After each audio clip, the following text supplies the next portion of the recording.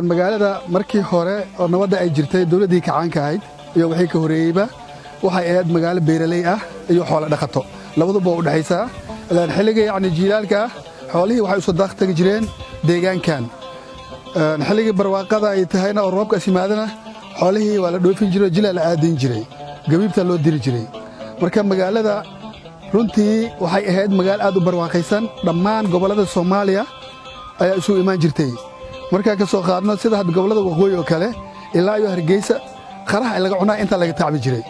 aniga naftirkeeda beer weyn oo ku lahaa meesha waa laga qaajay hal gabar ayaa ana taray macluumaadkii soo wadan jirtay waano imaan jirtay waa loo raraayay waxaad si nabadgeli ah ay u qaadan jirtay gobolada kale sida Jubbooyinka kale waxa ay ka soo doonin jireen waxyaabaha la yiraahdo cawda ay meeshan ka soo doonin jireen ay ka qaadan jireen baay bakoolo kale waxay noo keeni jireen moordada magaca badana deegaanka anaga aan ku noolnahay galiyada aad loogu tacbaa moordadu way ku yar tahay maadaama dhul biyood uu yahay oo wabi uu leeyahay kanaalana uu leeyahay marka anagana inta waxay noo keeni jireen ayagana moordada iyo qalabka hidaha iyo dhaqanka ay noo keeni jireen sida dhiisha xurbanka qarsanka magaca maxaa la yiraahdaa fandaalka ay noo keeni jireen marka anagana waxyaabo badan ay naga qaadan jireen ayagana galiyada cadka meesha badan ama ugu badna inta laga qaadan jiray khudaarta sida ansalaatada magacada karootada looska waxyaabo far badan ayaa isdhaafsi jiray maadaama hadda wadooyinkii ay xirmeen oo magaaladii oo xogaa isbedel uu ka dhacay hadda wixii hadayada laga heli jiray ma laga heli karo sababtoo ah magaalada hadda waxay yeelatay hal jid oo kaliya jidkaas oo ah jidkan Buufow iyo janaal u dhaxeeyo oo markii wax naga soo gala wadooyinkii kale waa naga xiran yihiin wax hadda noo soo galo malaha waxaan ka dhoofino malaha waa yar waxaan dhoofin lahayn waa ujeedaa kan qumbigii waaye waa bislaada dhulka laga aruurinayaa kan cambahii waaye waa dhacdhacoyaa shimbirta cunayso dhulka laga aruurinayaa marka wixii bocorkiisa oo kale waa ka beerihii isku dhex yaalaa masbukeenigii waa ujeedaa marka wixii oo dhanba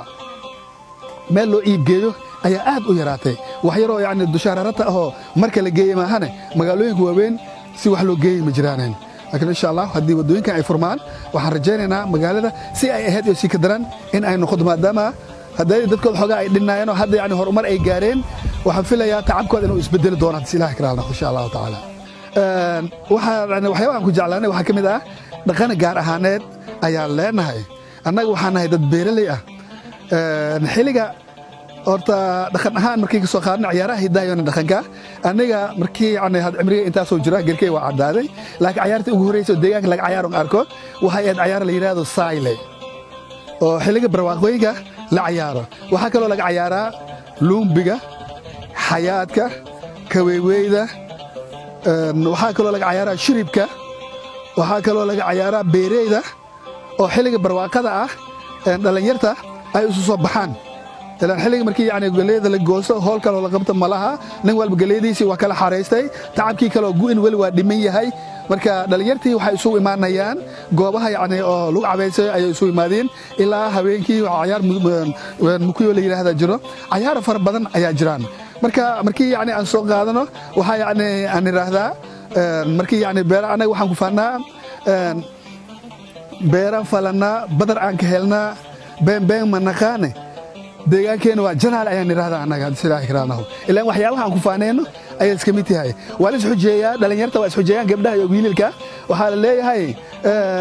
magaciis beer waa fashee bocor saaqa meeqa baalwaa la isweydiyaa bocorka dhulka lagu abuuro oo saaqo baalihiisa la isweydiyaa dibeerle aad tahay waa sheegaysaa dibeerle aad ahaanana maba taqaanidba gasaadeen marka